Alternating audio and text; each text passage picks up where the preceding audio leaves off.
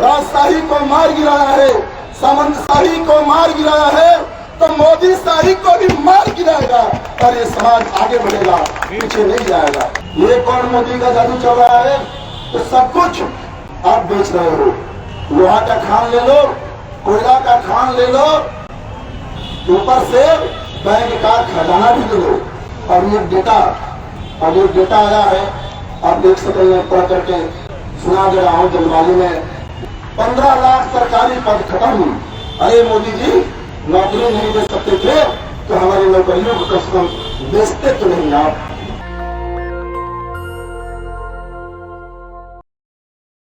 देश में 9 साल से बड़े बड़े वादे करके नौजवानों से वादे किए गए, किसानों से उनकी दुगनी आय कर देने की वादे किए गए।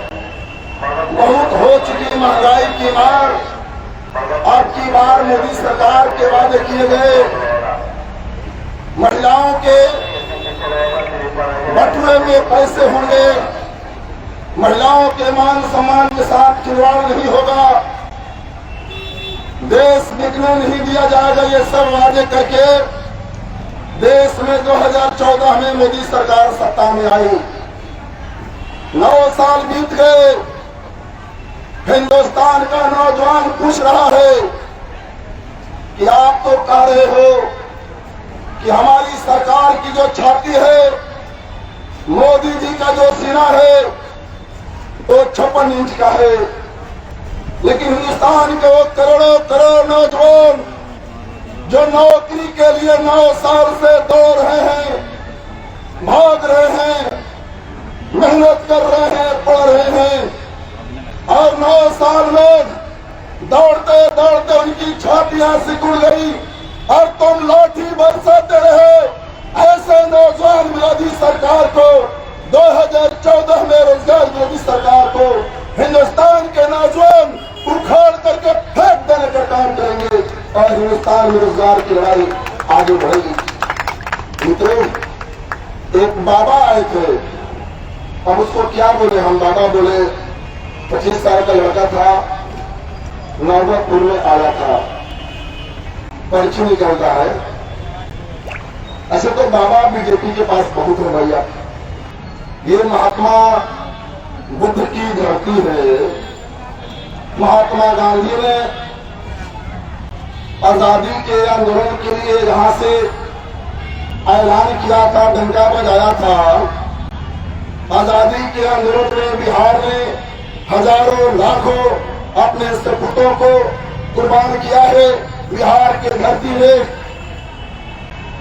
अपने बेटों को कुर्बान करने से लेकर के लहू बहाया है और उस बिहार को पागलों का रहा है और नारा लगाया, हिंदू राष्ट्र का शुरुआत बिहार से होगा। अरे वो हिंदू राष्ट्र आया है भैया।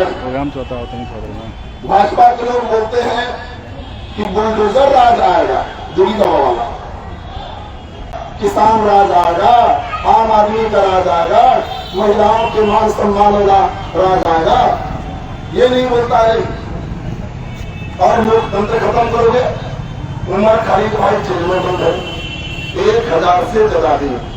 सुप्रीम कोर्ट का स्पष्ट इंस्ट्रक्शन है कि जेल अपराध है, बेल नियम है, कोई चार्ज नहीं, कोई टाइम नहीं, और 1000 से ज्यादा दिन से उमर खालिद भाई जेल में बंद है। तो विश्वविद्यालय का छात्र हो, देश का कोई लेखक हो, पत्रकार हो, डॉक्टर हो, रंगकर्मी हो, साहित्यकार हो, कोई भी सत्ता से सवाल करेगा तो देशद्रोही होगा। उसके लिए यूएपीए कानून है, उसके लिए राजद्रोह के कानून है, उसके लिए जेल है, उसके लिए हाथ खड़ी है। अब देखिए, मैं भी पटियाला से विधायक हूँ, सुदामा जी भी तराई से विधायक है। क्या हमारी आलोचना करने का अधिकार, क्या हमसे सवाल पूछने का अधिकार क्या जनता को नहीं? यही तो लोकतंत्र है। विधायक से, मंत्री से, सत्ता से आप सवाल कर सकते हो। आजादी के साथ साथ हिंदुस्तान में लोकतंत्र आया, लोकतांत्रिक अधिकारें मिली और साफ साफ बाबा साहब डॉक्टर भीमराव अंबेडकर द्वारा रचित भारतीय संविधान कहता है कि चाहे वो स्टेशन परिसर में जूता सिलने वाला चप्पल जो जूता टूट जाते हैं वो सीते हैं, पुलिस मारते हैं, वो भी एक वोट डालेंगे। और मोदी हो, अंबानी हो, अडानी हो, वो भी एक वोट डालेंगे। उनका भी एक वोट एक से ज्यादा नहीं गिना जाएगा। और स्टेशन परिसर में जूता सीने वाला, रिक्शा चलाने वाला, हिंदुस्तान के खेत खलिहानों, कल कारखानों, खान खदानों में काम करने वाला एक वोट एक से कम नहीं गिना जाएगा। दोनों के वोटों की कीमत वैल्यू बराबर होगा। यही लोकतंत्र है, यही लोकतंत्र है कि जाति, धर्म, अमीरी, गरीबी, भाषा, नाक, नक्शा के आधार पर भारत का संविधान भेदभाव नहीं करता।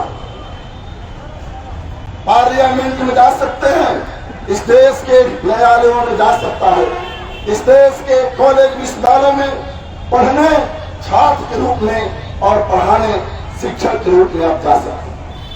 न्याय के लिए घेर सकते हैं विधायक को, न्याय के लिए घेर सकते हैं ब्लॉक को, थाना को, कलेक्टर को, संसद को, आप घेर सकते हैं सरकार को।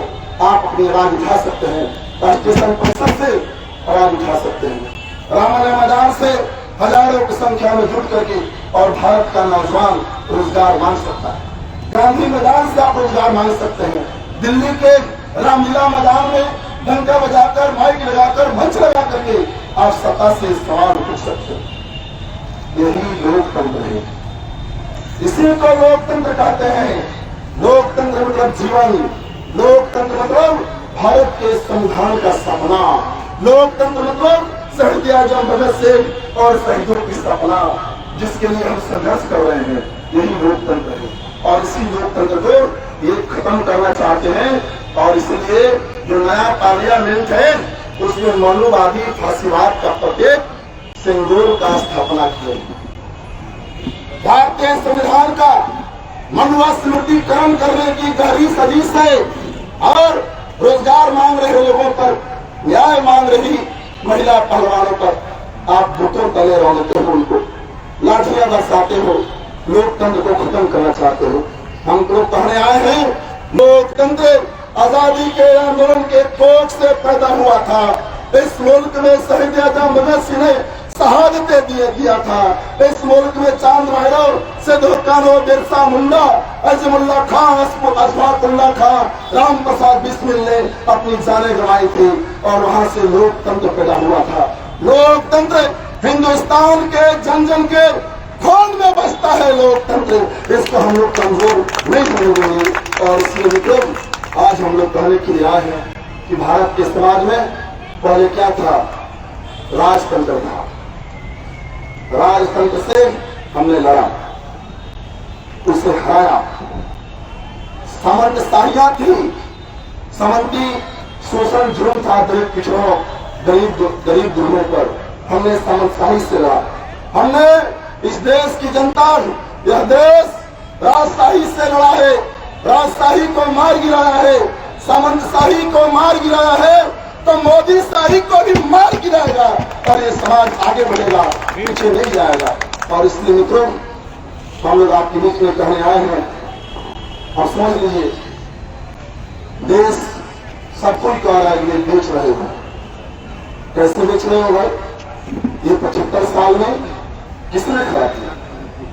हिंदुस्तान की रेलवे लाइन पर जाल बिछा, क्या टाटा ने, बिरला ने जमीन दिया? हिंदुस्तान के किसानों ने दिया। ये जो रेलवे की पटरी है हमारे किसानों की है, हमारे मजदूरों ने निकाला है, कारखानों में पसीनों से गलाया है। जो रेलवे की पटरियां हैं, ये जो गिटियां हैं, ये किसी पूंजीपति के कारखानों के नहीं, हमारे पर्वतों की गिटियां हैं। ये जो प्लेटफॉर्म है, ये हमारे मिट्टी, हमारे मातृभूमि और हमारे मेहनत से बने ईंटों के प्लेटफॉर्म है।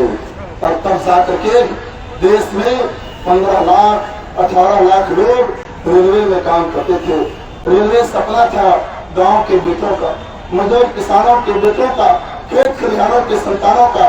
रेलवे सपना था, रोजगार का साधन था। और आज लाखों पदे खड़ी, दो नहीं 3-3 ट्रेन लड़ा रहे हो। ये कौन बाबा का आशीर्वाद है भाई? ये कौन मोदी का जादू चल रहा है? तो सब कुछ आप बेच रहे हो। लोहा का खान ले लो, कोयला का खान ले लो, ऊपर से बैंक का खजाना भी ले लो। और ये डेटा आया है, आप देख सकते हैं, पढ़ करके सुना दे रहा हूँ। जलवायु में दिक्कत होगी बोलने में। BSNL 1,81,127, SAIL 61,928, MTNL 35,000, SECL 30,000, FCI 29,000, ONGC 22,000। ये इन विभागों में नौकरियां घट गई। 10 लाख केंद्र सरकार के पद खाली, 15 लाख सरकारी पद खत्म। अरे मोदी जी, नौकरी नहीं दे सकते थे तो हमारी नौकरियों को कम से कम बेचते तो नहीं, आप बर्बाद तो नहीं करते, हमारी जवानी तो नहीं खाते। और इसलिए हम लोग कहने के लिए आए हैं कि हिंदुस्तान के पार्लियामेंट में एक आवाज की जरूरत है। आज अम्बेडकर की मूर्तियां गिराई जा रही हैं, भारतीय संविधान को रंगा जा रहा है, लोकतंत्र को खत्म किया जा रहा है। कोई बाबा हिंदू राष्ट्र की बात करता है और इतना अनुवाद भड़काता है कि समर्थी ताकते, मनुवादी ब्राह्मणवादी ताकते अम्बेडकर की मूर्तियां तोड़ डालती है। और इसलिए हम लोग आए हैं कि 2024 में आप एकजुट रहिए, 2024 में आप एकता बनाइए और हिंदुस्तान के पार्लियामेंट का नक्शा बदलिए। पार्लियामेंट में कौन है? अंबानी अडानी का दबाव है। पार्लियामेंट में कौन है? देश को बेचने वाला लोग बैठा है। हाथरस की दलित बहन जिसको बलात्कार किया गया और भाजपाई और दलितों ने बलात्कार से मन नहीं भरा तो ऋण की घड़ियां तोड़ दी, खड़ी ना हो सके न्याय के लिए, जीव काट लिया, कोर्ट में आवाज न उठा सके न्याय के लिए। और जब मर गई तो उसकी मां छाती पीटते रही, बिलखते रही, मेरी बेटी है, मेरी लाश है बेटी का, दे दो, हमारा हक है, हम अपना बेटी की मुंह देखना चाहते हैं।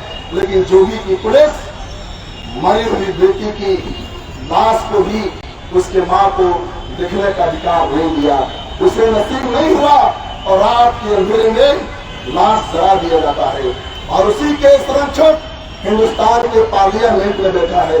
और हम लोग अंतिम शब्द में आपसे कहने आए हैं कि अगर अम्बेडकर की मूर्तियां तोड़ने वाला पार्लियामेंट में है, संविधान को रोकने वाला, देश को बेचने वाला, रोजगार खाने वाला, अर्थव्यवस्था को जर्जर बनाने वाला अगर हिंदुस्तान के पार्लियामेंट में है जो अम्बेडकर की मूर्ति को तोड़ता है, तो भोजपुर से भेजिए लोधा को कि अम्बेडकर की मूर्ति तोड़ने वालों को गर्दन में रोक दे और हिंदुस्तान के पार्लियामेंट में हिंदुस्तान के संविधान की आवाज उठे।